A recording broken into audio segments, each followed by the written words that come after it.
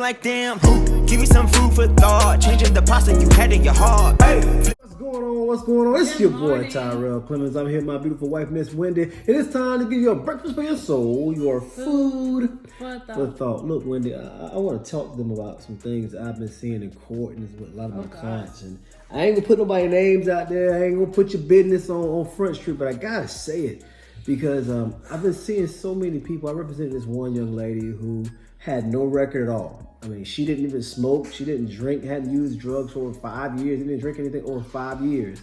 And so her boyfriend, who was in prison, asked her to bring him some weed. Why do all the stories start off like this? Her boyfriend, who was in prison, asked her to bring him some weed. I represented another girl years ago, had a 4.0 GPA in college. Her boyfriend, gang member, asked her to do something stupid, and she did it. I know another girl who I represent, another guy I represent as well, who was hanging out with people doing nothing, but because of who they're hanging out with, they put them in a position that now they're a felon, now they're dealing with criminal charges, and their whole goal, their dreams and desires have gotten messed up. So what I want to talk about and get in your mind today is do not allow someone else's desires to mess up your goals and your dreams and your aspirations.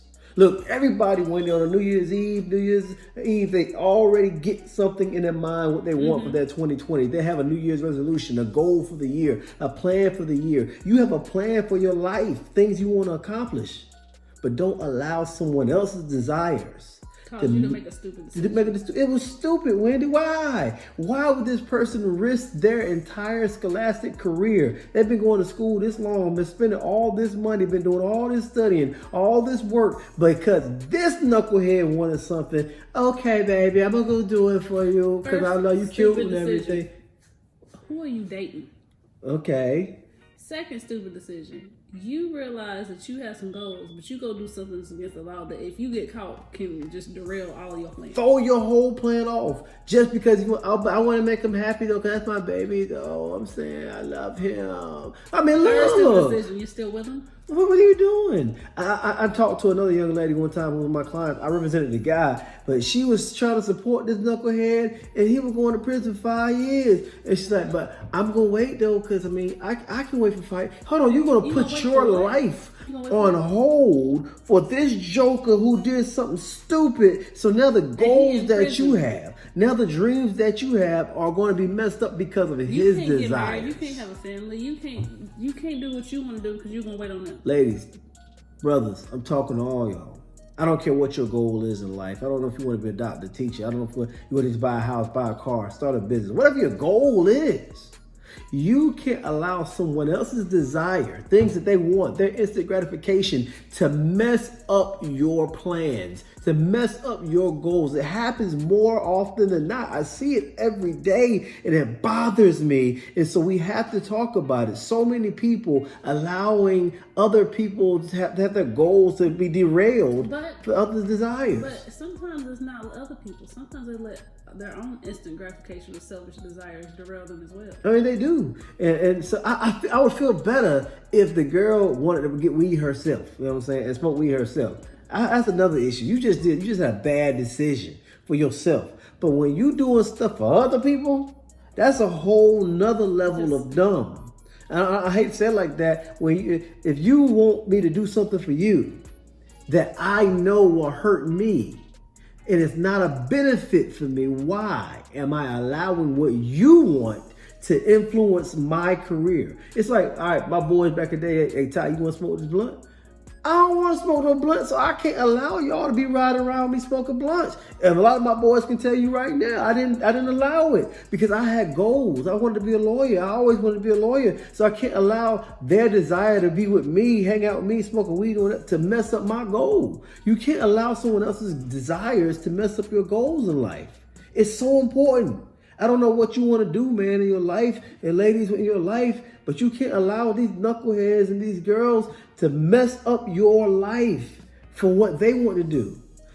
So I guess what I'm saying is at some point, there's a certain level of selfishness that is okay.